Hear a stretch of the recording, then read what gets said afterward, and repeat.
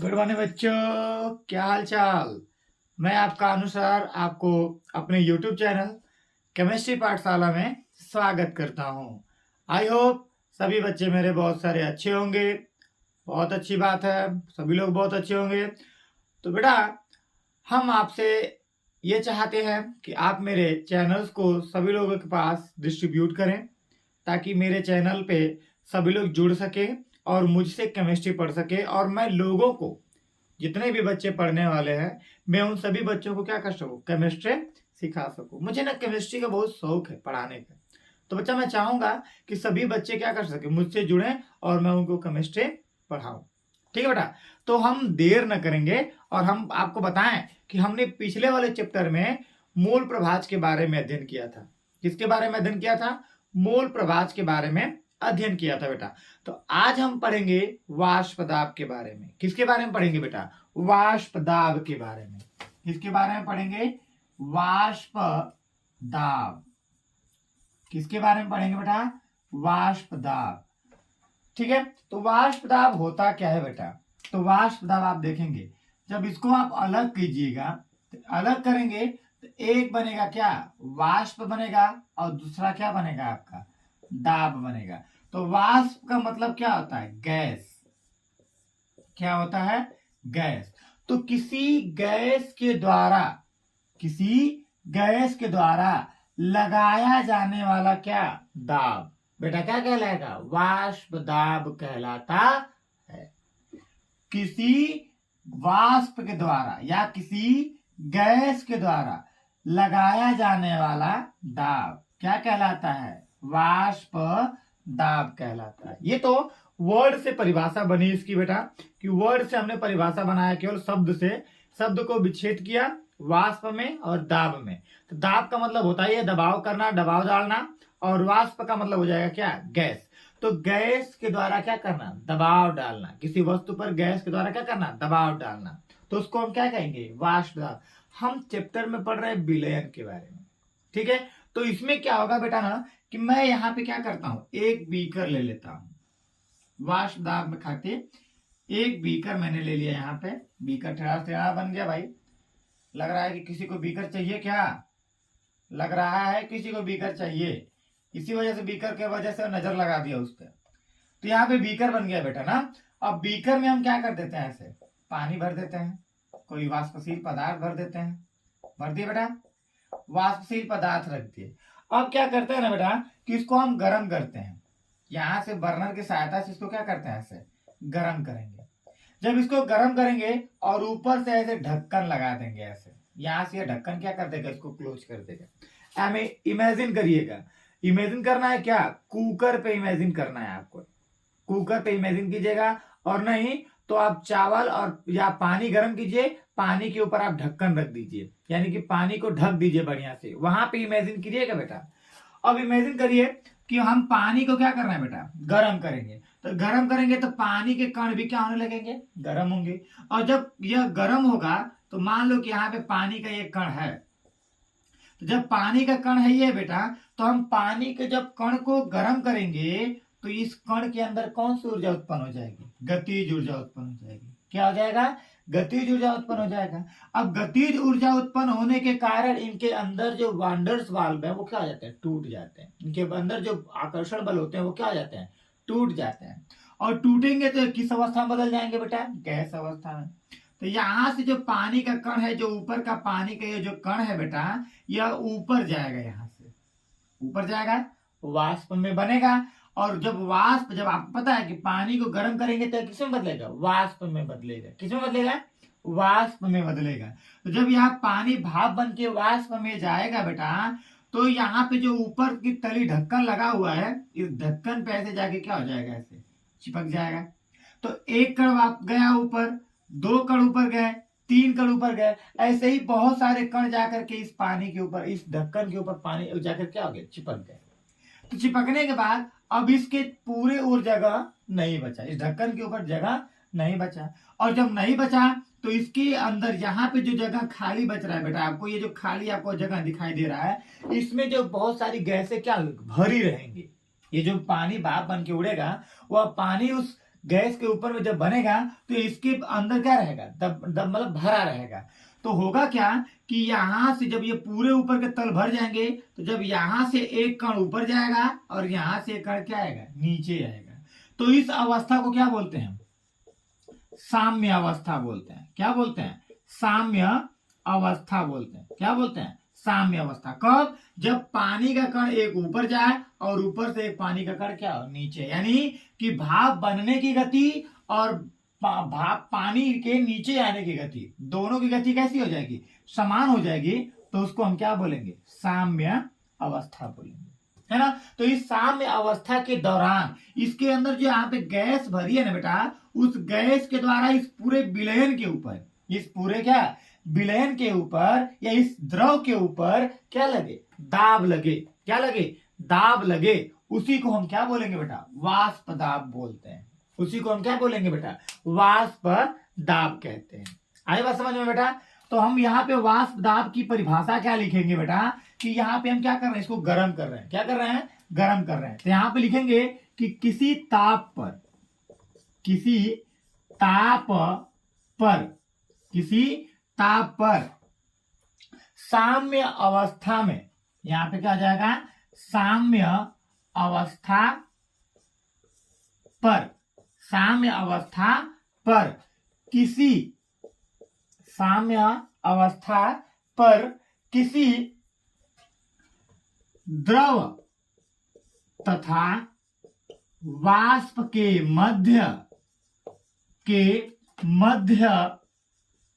वाष्प तथा द्रव के मध्य, वाष्प तथा द्रव के मध्य वाष्प द्वारा द्रव पर लगाया गया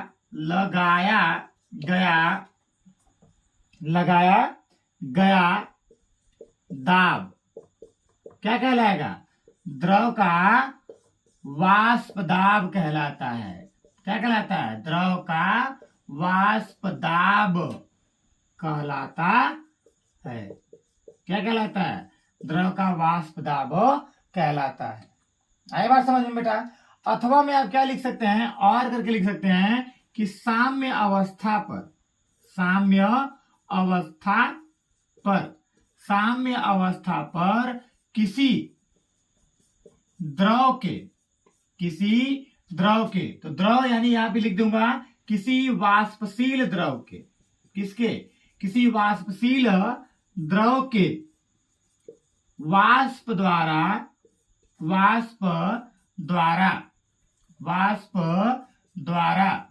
द्रव पर लगाया गया था, उसी द्रव पर लगाया गया, द्रव पर लगाया गया क्या, दाब क्या कहलाता है, वाष्प दाब कहलाता है। क्या कहलाता है, वाष्प दाब कहलाता है। क्या कहलाता है, वाष्प दाब कहलाता है। कब कहलाएगा बेटा, तो आपको बताया गया यहाँ पे कि कोई एक बीकर होगा, इस बीकर में हम पानी गर्म करेंगे, तो पानी को जब गर्म करेंगे तो पानी किसमें बदलेगा बेटा, भाप में बदलेगा। तो भाप में बदलेगा, लेकिन ऊपर से हमने ढक्कन क्या कर दिया है, बंद कर दिया है। जब हमने ऊपर से ढक्कन बंद कर दिया है तो इसके अंदर की जो भी भाप बनेगा, जो भी भाप होगा, वो इस डब्बे के अंदर ही क्या रह जाएगा, संचित रह जाएगा, वो बाहर नहीं निकल पाएगा। और जब बाहर नहीं निकल पाएगा तो वही जो भाप होगा, वही जो वाष्प होगा, वो उसी द्रव के ऊपर क्या करेगा, दबाव डालेगा। उसी द्रव के ऊपर क्या करेगा, दबाव डालेगा, दाब बनाएगा। उसी दाब को हम क्या कहते हैं, वाष्प दाब कहते हैं। आई बात समझ में, कोई दिक्कत। यहाँ पे देखिए वाष्प किसे कहेंगे, तो यहाँ पे जब वाष्प दाब कब बनेगा, जब ऊपर से एक पानी का कण नीचे आएगा और नीचे से पानी का एक कण क्या बनेगा, भाप में बनेगा। यानी कि ऊपर से पानी के नीचे आने का गति और नीचे से पानी का भाप बनने की गति, दोनों की गति कैसी रहेगी, समान रहेगी। तो उसको हम क्या बोलेंगे, साम्य अवस्था बोलेंगे। तो उस साम्य अवस्था पर इस द्रव के वाष्प द्वारा इसी द्रव पर लगाया गया दाब क्या कहलाता है, वाष्प दाब कहलाता है। क्या कहलाता है, वाष्प दाब कहलाता है। आई बात समझ में, कोई दिक्कत, यहां तक समझ में आया आपको, आई होप आपको समझ में आ गया होगा। तो किसे कहते हैं ये वाष्प दाब? एक लाइन में समझेंगे हम, एक लाइन में समझेंगे। द्रव, जो द्रव होगा वह किस में बदलेगा? वाष्प में बदलेगा। और वाष्प किस में बदलेगा? द्रव में। तो द्रव जब वाष्प में बदलेगा तो उसको क्या बोलेंगे? वाष्पन बोलेंगे। क्या बोलेंगे? वाष्पन। और जब वाष्प द्रव में बदलेगा तो इसको क्या बोलेंगे? संघनन बोलेंगे। यानी कि वाष्पन की दर और संघनन की दर, दोनों की दर कैसी हो जाएगी? समान हो जाएगी। तो वह कौन सी अवस्था कहलाएगी? साम्य अवस्था कहलाएगी। तो इस साम्य अवस्था पर इस द्रव के वाष्प द्वारा उसी द्रव पर लगाया गया क्या? दाब। क्या कहलाता है? वाष्प दाब कहलाता है। आई बात समझ में बेटा? कोई दिक्कत आपको? तो ये परिभाषा नोट कर लीजिए, वाष्प दाब की परिभाषा नोट कर लीजिए।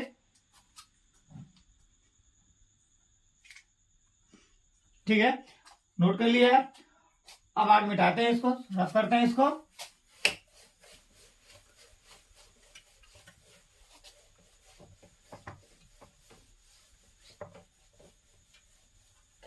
हम पढ़ते हैं वाष्प दाब को प्रभावित करने वाला कारक ना। वाष्प दाब को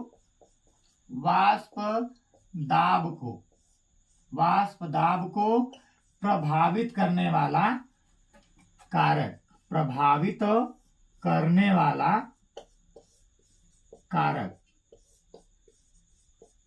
वाला कारक, वाष्प दाब को प्रभावित करने वाले कारक कौन कौन से है बेटा? तो पहला आपका हो जाएगा द्रव की प्रकृति। क्या हो जाएगी? द्रव की प्रकृति हो जाएगी। और दूसरी आपकी क्या हो जाएगी? तापमान हो जाएगा। क्या हो जाएगा? तापमान हो जाएगा। पहला हो जाएगा आपकी द्रव की प्रकृति और दूसरा हो जाएगा क्या आपका? तापमान। तो द्रव की प्रकृति पर प्रभावित कर सकती है। अगर द्रव के आकर्षण बल या द्रव के वाष्प बनने की दर, द्रव के भाप बनने की दर अगर कम होगी, उनके बीच आकर्षण बल की मात्रा क्या होगी? कम होगी। तो वह द्रव जो होगा उसका जो वाष्प दाब होगा वह क्या होगा? कम होगा।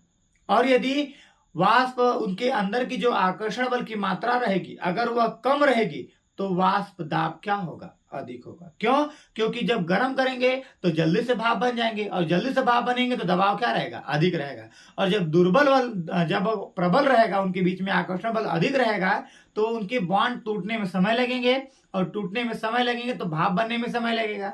और जब भाप बनने में समय लगेगा तो उसका वाष्प दाब क्या हो जाएगा बेटा? कम हो जाएगा। आई बात समझ में? तो द्रव क्या होता है? तो इसमें क्या होगा बेटा? द्रव की प्रकृति में क्या होगा कि यदि द्रव के मध्य आकर्षण बल, यदि द्रव के मध्य आकर्षण बल क्या होगा? अधिक होगा। क्या होगा? अधिक होगा। तो वाष्प दाब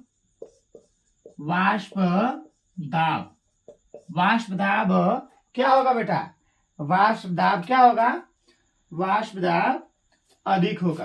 क्या होगा? वाष्प दाब अधिक होगा। यदि बल अधिक होगा तो वाष्प दाब क्या हो जाएगा बेटा? इसका कम होता है। क्या होता है? कम होता है। और यदि दुर्बल रहेगा, इनके बीच का आकर्षण बल क्या रहेगा? दुर्बल रहेगा। तो इसका उसकी जो वाष्प दाब की मात्रा क्या रहेगी? अधिक रहेगी। तो इसका अपोजिट कर देंगे तो क्या होगा? आकर्षण बल कम तो वाष्प दाब क्या हो जाएगा? अधिक हो जाएगा। वाष्प दाब क्या हो जाएगा? अधिक।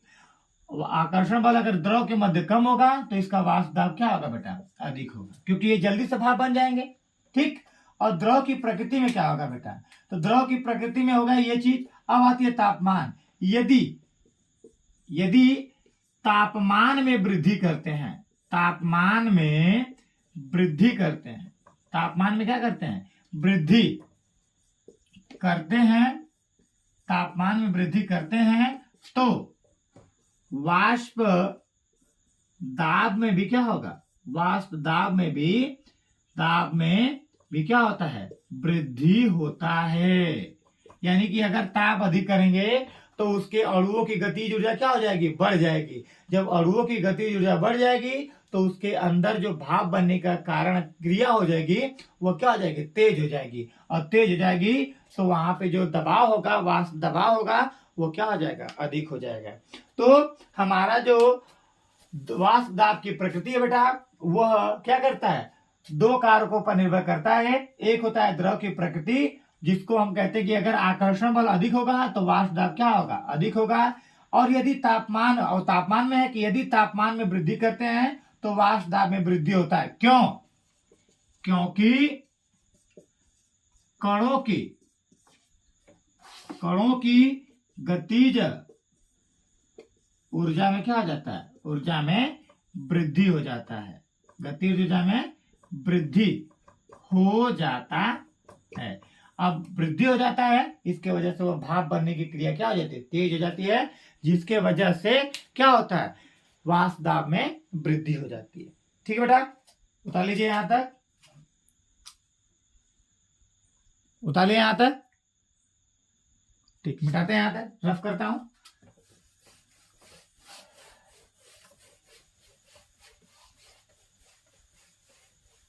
ठीक है, यहां पे आते हैं, आपको यहां पे आते हैं। अब आगे हम बढ़ते हैं द्रवीय विलयन का वाष्प दाब, पढ़ते हैं द्रवीय विलयन का, द्रवीय विलयन, द्रवीय विलयन का वाष्प दाब, क्या पढ़ते हैं, वाष्प दाब पढ़ते हैं, द्रवीय विलयन का वाष्प दाब। अब आप बताएंगे, आप कमेंट करिएगा कि वाष्प दाब यानी द्रवीय विलयन किसे कहते हैं। तो आपको पहले पढ़ाया गया, स्टार्टिंग में ही आपको बताया गया था, क्या बताया गया था कि द्रवीय विलयन क्या होते हैं, वे विलयन जिसमें विलायक क्या होता है, द्रव होता है, उसको हम क्या बोलेंगे, द्रवीय विलयन बोलेंगे। लेकिन इस द्रवीय विलयन में जो विलय होंगे वो विलय कैसे होंगे, वो या तो द्रव हो सकता है, या तो क्या हो सकता है, ठोस हो सकता है, या आपका क्या हो सकता है, गैस हो सकता है। कौन, यहाँ पे क्या हो जाएगा, विलय। तो द्रवीय विलयन में जो विलायक होगा वो क्या होगा, द्रव होगा। लेकिन जो हमारे विलय होंगे बेटा, वो या तो द्रव हो सकते हैं, या तो ठोस हो सकते हैं, या तो क्या हो सकते हैं, गैस हो सकते हैं। आई बात समझ में? तो ये चीज आपको बताया गया था। तो आप हम इसको पढ़ेंगे, कब पढ़ेंगे, द्रव्य विलयन में। तो हम यहाँ पे द्रव द्रव विलयन के लिए पढ़ेंगे, किसके लिए, द्रव द्रव विलयन के वाष्प दाब पढ़ेंगे। ठीक है, द्रव द्रव विलयन के क्या पढ़ेंगे, वाष्प दाब पढ़ेंगे। किसको पढ़ेंगे, द्रव द्रव विलयन का वाष्प दाब पढ़ेंगे, पहला पढ़ेंगे। तो द्रव द्रव विलयन का क्या पढ़ेंगे, वाष्प दाब। यानी कि इसमें हमारा जो विलय होगा बेटा, वो भी क्या होगा, द्रव होगा, और जो विलायक होगा वो भी कैसा होगा, द्रव होगा। लेकिन इन द्रवों की जो प्रकृति होगी बेटा, वो प्रकृति क्या होगी कि ये दोनों कैसे होंगे, वाष्पशील होंगे। कैसे होंगे, वाष्पशील होंगे। यानी कि दोनों किस में बदल जाएंगे, भाप में बदल जाएंगे, है ना। दोनों में भाप बनने की शक्ति क्या रहेगी, ज्यादा रहेगी। तो मान लेते हैं कि हमने यहाँ पे एक बीकर लिया। अब इस दोनों बीकर में क्या करते हैं, इस बीकर में दोनों द्रवों को आपस में क्या करते हैं, ऐसे भर देते हैं। जब दोनों द्रवों को आपस में भरेंगे तो यहाँ पे भी, इसमें भी ऐसे द्रव भर देते हैं। एक द्रव नीले पानी से, मतलब कि नीले मार्कर से, और एक को क्या है, ब्लैक मार्कर से। और इसको हम एक ढक्कन में से क्या कर देते हैं, बंद कर देते हैं। और नीचे से हम बर्नर की सहायता से इसको क्या करते हैं, जब गर्म करते हैं। तो जब हम बर्नर की सहायता से बेटा इसको गर्म करेंगे तो आपको पता है कि जो दोनों वाष्पशील हैं, तो एक दोनों क्या होंगे, दोनों वाष्प में बदलेंगे। दोनों क्या करेंगे, वाष्प में बदलेंगे। दोनों किस में बदलेंगे, वाष्प में बदलेंगे। दोनों क्या बदलेंगे, वाष्प में बदलेंगे।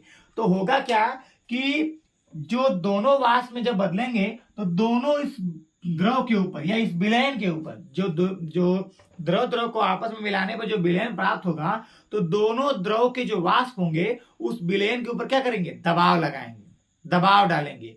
तो विलयन का कुल दबाव कितना हो जाएगा, इसका जो हमारा एक द्रव रहेगा, यानी विलय का द्रव का वाष्प दाब और विलायक के द्रव का वाष्प दाब, दोनों के वाष्प दाबों को जब हम जोड़ देंगे तो हमारा क्या प्राप्त हो जाएगा, विलयन का कुल वाष्प दाब प्राप्त हो जाएगा, है ना बेटा। तो हम क्या लिखेंगे, द्रव्य विलयन का वाष्प दाब में यहाँ पे परिभाषित इसको करते हैं। तो परिभाषित इसको करेंगे तो कैसे करेंगे, परिभाषित करेंगे बेटा, तो परिभाषित करेंगे इसको। तो परिभाषित क्या करेंगे कि जब कोई दो वाष्पशील द्रव को आपस में मिलाने पर या आपस में मिलाकर विलयन बनाया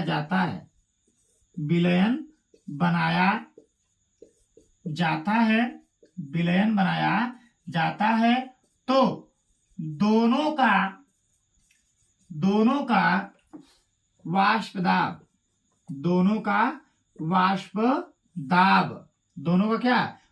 दाब उस विलयन के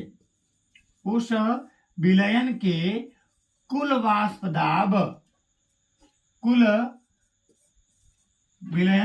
वाष्प दाब एक सेकंड रुक जाएंगे, दोनों का वाष्प दाब का योग विलयन के कुल वाष्प दाब के क्या होगा, कुल वाष्प दाब के क्या होगा बेटा, बराबर होगा। क्या होगा, बराबर होगा। आई बात समझ में। यानी कि मान लेते हैं कि माना विलय या माना विलय एक सेकंड मानेंगे कि माना विलयन में विलय एवं विलायक क्रमशः ए एवं क्या है, बी है। ए एवं क्या है, बी है जिनके वाष्प दाब क्रमशः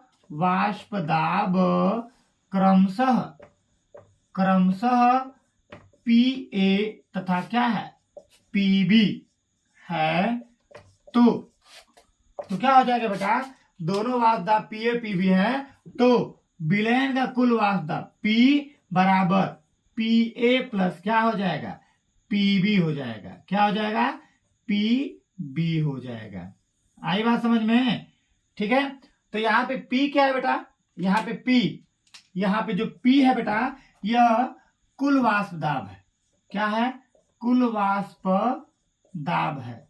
क्या है, कुल वाष्प दाब है। और पीए जो है यह है विलय का वाष्प दाब है। और यहाँ पे पीबी क्या है, विलायक का वाष्प दाब है। किसका है, विलायक का वाष्प दाब है। क्या है, विलायक का वाष्प दाब। आई बात समझ में। तो यहां तक उतारिएगा।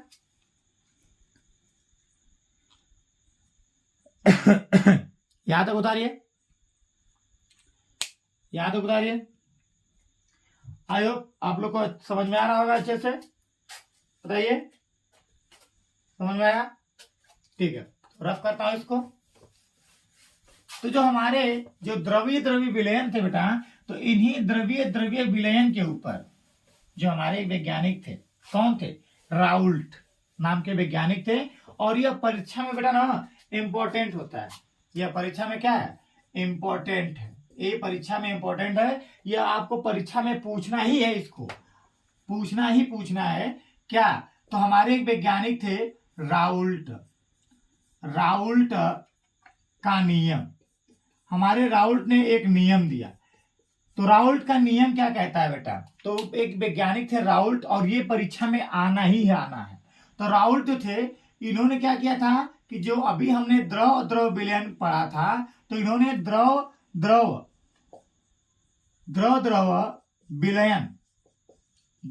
विलयन पर गहन अध्ययन किया। क्या किया, गहन अध्ययन किया।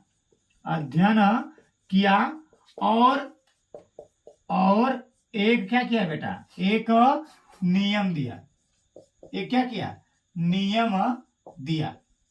ठीक है, वह नियम क्या होता है, तो वह नियम क्या होता है बेटा, नियम दिया, तो इस नियम के अनुसार, इस नियम के अनुसार, तो इस नियम के अनुसार क्या होता है बेटा ना, इस नियम के अनुसार क्या होता है कि इस नियम के अनुसार, इस नियम के अनुसार होता है कि किसी निश्चित ताप पर, किसी निश्चित ताप पर, किसी निश्चित ताप पर विलयन में, किसी निश्चित ताप पर विलयन में उपस्थित, विलयन में उपस्थित ना वाष्पशील घटक का आंशिक दाब, आंशिक वाष्प दाब उसी घटक के मूल प्रभाज के क्या होता है बेटा, समानुपाती होता है। क्या होता है, समानुपाती होता है। तो यह नियम क्या था बेटा, तो इस नियम के अनुसार पे क्या कहा गया था कि कोई जो वाष्पशील घटक होगा, तो यहाँ पे हो जाएगा वाष्पशील क्या घटक, वाष्पशील जो घटक होगा वह उसी घटक के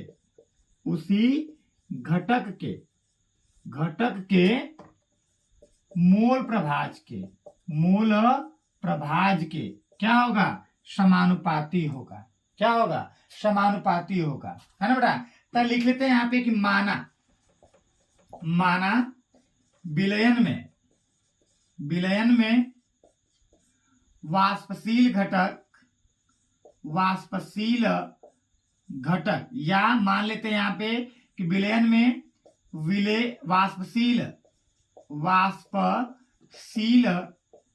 विलयन में वाष्पशील विलेय एवं विलायक एवं क्या है, बी है, एवं क्या है बेटा, बी है। तो मान लेते हैं तो ए का आंशिक वाष्प दाब, ए का क्या है, आंशिक दाब क्या मान लेते हैं, पीए मान लेते हैं।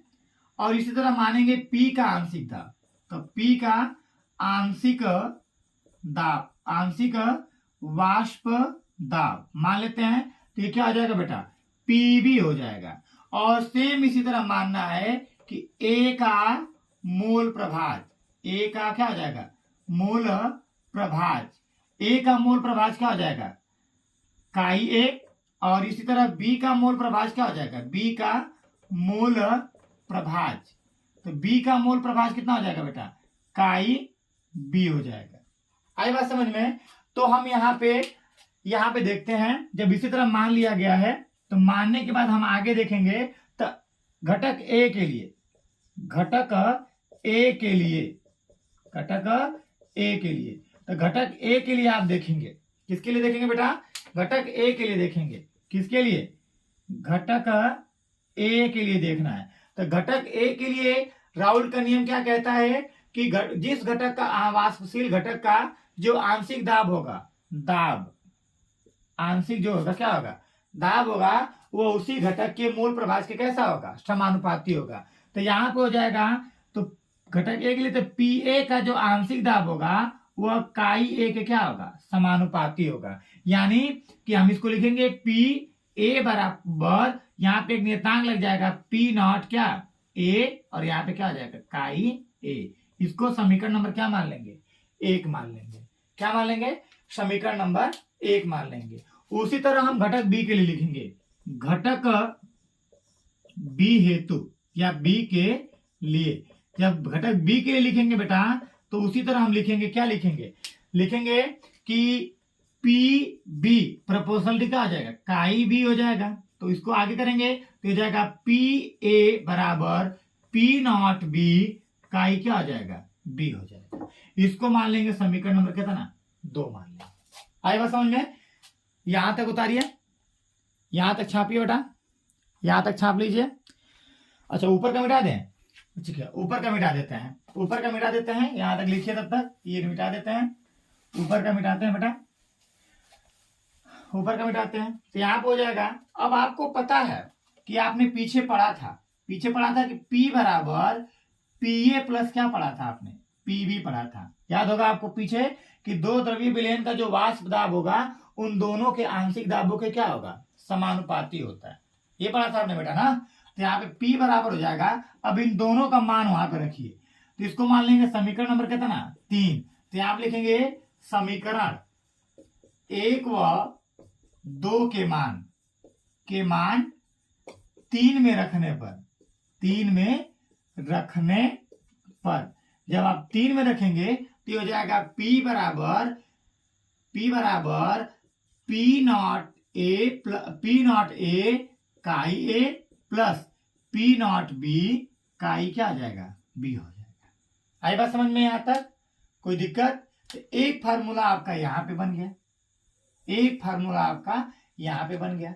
और आपको हमने बताया था, याद होगा कि काई ए प्लस काई बी बराबर क्या होता है, 1 होता है ये चीज। ये मिटा देते हैं, अब तो पूरा ही मिटा देता हूं मैं, नोट कर लिए होंगे आप लोग, नोट कर लिए होंगे, ठीक है नोट कर लिए होंगे। तो आगे देखते हैं यहाँ पे, तो यहाँ पे हो जाएगा, तो हम क्या करते हैं कि काई ए को उधर, काई बी को उधर भेज देते हैं, तो काई ए बराबर हो जाएगा 1 माइनस काई क्या हो जाएगा, बी। समीकरण नंबर यहां से हो जाएगा, ये चीज आपको प्राप्त होगी, काई बी हो जाएगी यहाँ पे, कोई दिक्कत? अब इसको मान लेते हैं समीकरण नंबर कितना, 4। तो यहां आप लिखेंगे कि काई ए का मान समीकरण नंबर किस में रखने पर, 4 में रखने पर, समीकरण नंबर किस में रखेंगे, 4 रखेंगे। तो समीकरण नंबर 4 में जब रखेंगे तो आपको पता है P बराबर पी नॉट ए, अब इसका मान रखना है 1 माइनस काई क्या, बी, और यहाँ पे प्लस पी नॉट बी, और यहाँ पे क्या लिखा है, काई बी। अब सॉल्व करते हैं बेटा, तो जब इसको सॉल्व करेंगे तो आ जाएगा आपका पी नॉट बी माइनस हो जाएगा पी नॉट बी काई क्या आ जाएगा, बी, और प्लस पी नॉट, सॉरी यहाँ पे हो जाएगा पी नॉट ए रहेगा, यहाँ पे पी नॉट ए रहेगा, ठीक है। तो पी नॉट बी यहाँ पे क्या आ जाएगा, काई बी। अब आप देखेंगे बेटा कि इन दोनों में क्या कॉमन हो रहा है, आप देखेंगे काई बी कॉमन हो रहा है। जब काई बी कॉमन होगा तो यहां से माइनस भी कॉमन होगा, तो पी नॉट ए माइनस क्या कॉमन हो रहा है, काई बी। जब काई बी कॉमन होगा तो यहाँ पे हो जाएगा पी नॉट ए माइनस हो जाएगा पी नॉट क्या, बी। ये कॉमन होगा यहां तक, समझ में आ रही बात समझ में आ रही है, बताइएगा, नहीं समझ में आएगा तो बताइएगा, समझ में आ रहा है बात, बोलिए समझ में आ रही है ना, बताइएगा समझ में आ रही है, नहीं समझ में आ रहा है, बताइए समझ में आया ना यहाँ तक,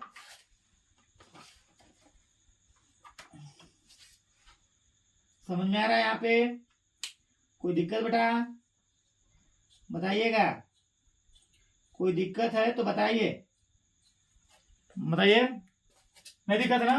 तो यहाँ पे हो जाएगा फार्मूला आपका क्या, पी नॉट ए। अगर बेटा अगर मैं यहाँ पे प्लस कॉमन करता हूं, यहाँ पे अगर मैं प्लस रखता हूं तो अंदर भी क्या आ जाएगा, प्लस। तो छोड़िए उतना रखने की क्या जरूरत है, सेम ये पे लेके चलते हैं। तो काई बी हो जाएगा क्या, पी नॉट ए माइनस का आ जाएगा पी नॉट बी हो जाएगा। बस ये आपका एक तो क्या हो गया, फार्मूला हो गया।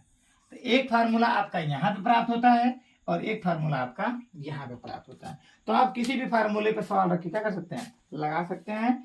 यही आपका है क्या, राउल्ट का नियम है, जो कि परीक्षा में क्या होता है, बहुत ही इंपॉर्टेंट है। क्या है, राउल्ट का जो नियम होता है बेटा, राउल्ट का जो नियम होता है यह बहुत ही कंपलसरी होता है, बहुत ही इंपॉर्टेंट होता है। और परीक्षा में बेटा ना, बहुत साल के परीक्षाओं में पूछ चुका है। मैंने बहुत सारी मतलब कि परीक्षाओं को देखा है, मतलब पेपर सॉल्व देखा गया है उनका, तो उसमें क्या बेटा ना कि ये जो राउल का नियम है वो अधिक बार आया है। तो आप इस राउल के नियम को बहुत अच्छी तरीके से जान लीजिएगा, समझ लीजिएगा, इस पे सवाल भी आते हैं बेटा, ठीक है। तो मैं क्या करता हूं ना बेटा, संडे के दिन मैं आप लोगों को पूरा जो विलेन के ऊपर सवाल रहेगा, मोलरता नॉर्मलता वगैरह पे, चाहे मूल प्रभाज वगैरह पे जितने भी सवाल रहेंगे, या ये जो राउल का नियम है, इस सभी जो सूत्र हैं इन सभी पे हम क्या करेंगे, सवाल आपको संडे के दिन आपको इसका मिल जाएगा, ठीक है बेटा। तो आज के लिए बस हम इतना ही करते हैं बेटा, अगला का पढ़ाई हम कल पढ़ेंगे। तो आज बस इतना ही। मैं बस आपसे आशा करते हुए ये आपसे विदा लेता हूं कि आप मेरे चैनल को सब लोगों के पास भेजेंगे और सब्सक्राइब करवाएंगे, ताकि उन लोगों के पास भी मेरा वीडियो क्या हो सके, पहुंच सके। तो बहुत बहुत धन्यवाद आपका, ठीक है। तो थैंक यू बच्चा लोग।